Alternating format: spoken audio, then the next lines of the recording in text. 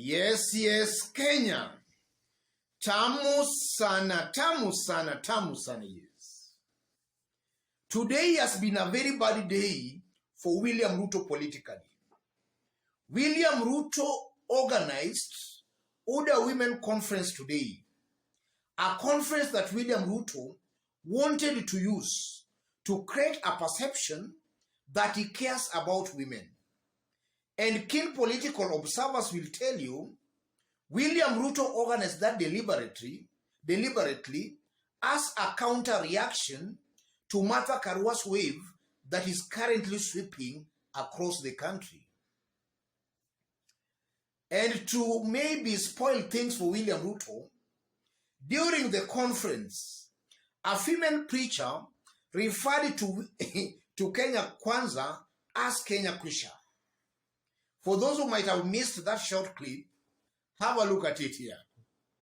And on to this date, we want to come into agreement with the Kenya Kwisha. Yes.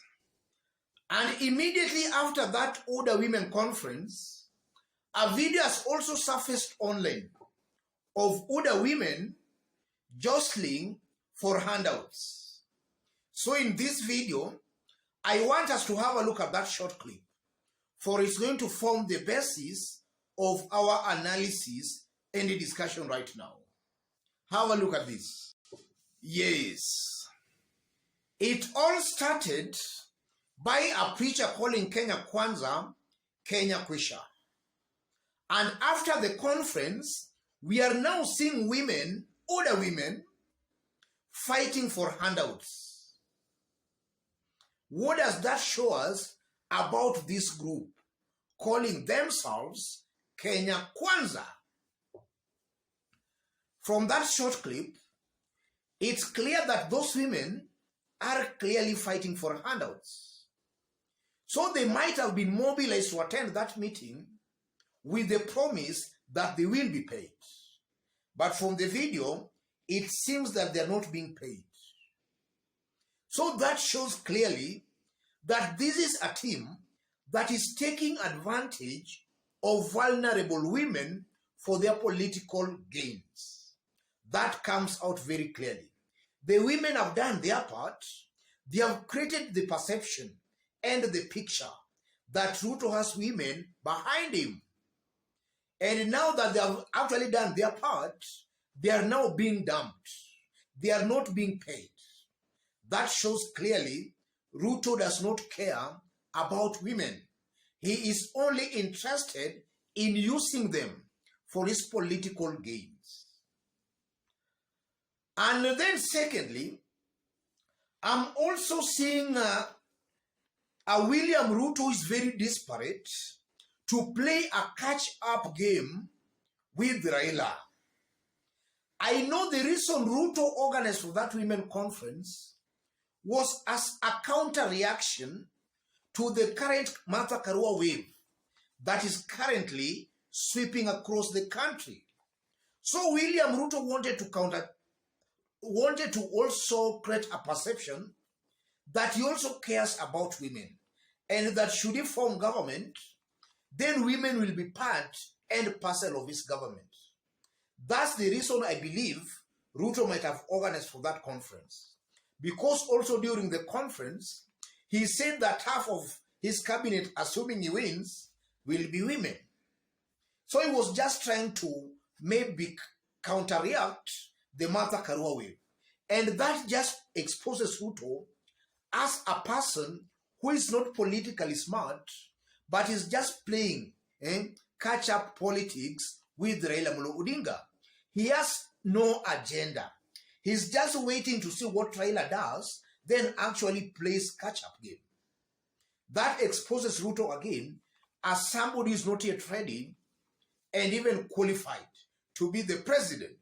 He is not yet ripe enough. That comes out very, very clearly. And then from what we witnessed and saw today, it just exposes again the confusion in Kenya Kwanza Alliance.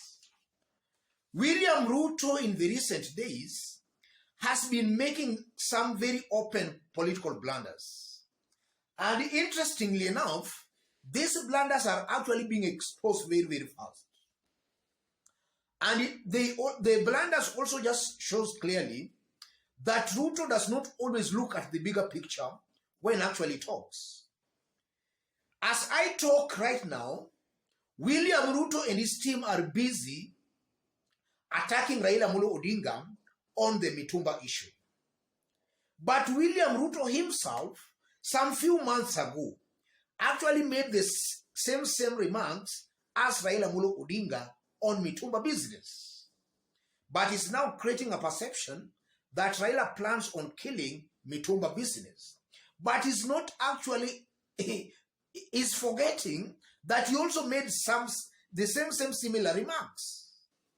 So from where I sit, ladies and gentlemen, I'm seeing a William Ruto who is not strategic. He does not look at the bigger picture. He always just talks without looking at the bigger picture or the political implications of exactly what he's saying. Yes. In fact, in the case of these now women fighting for handouts, I tend to believe that William Ruto ought to have organized himself very well for such things not to get out in the public. Because the moment such kind of situations or other instances gets out to the public, actually they exposes you and also paints a very bad picture of your personality as a person. So I believe William Ruto has to be a little bit strategic and he has to be smart. Such kind of issues should not actually be reaching the public. Look at how Raila Amolo Odinga does his politics. It's very rare to see such kind of instances or other situations in Raila Amolo Odinga's maybe meetings or even rallies. An indication that Raila Odinga takes time to organize his meetings and even rallies properly. William Ruto seems just to be waking up in the morning, and because somebody did something, he also want to just to counter that, which is auguring very negatively for him politically. So as I conclude, all those events of today just shows clearly that William Ruto is not actually smart politically.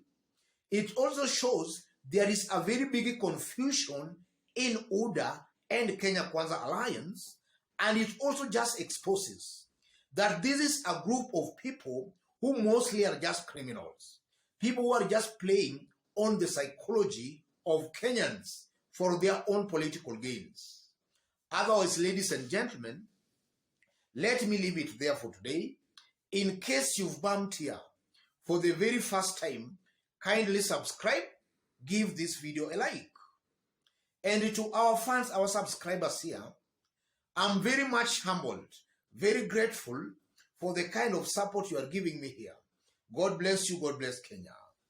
To any person watching us outside Kenya for the very first time today, drop a comment, let us know from which part of the globe you are watching us from, and if possible again, subscribe, give this video a like. Thank you, God bless you, God bless Kenya.